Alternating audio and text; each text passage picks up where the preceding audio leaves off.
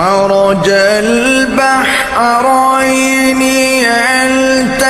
يلتقيان بينهما برزخ لا يبغيان فبأي آلاء ربكما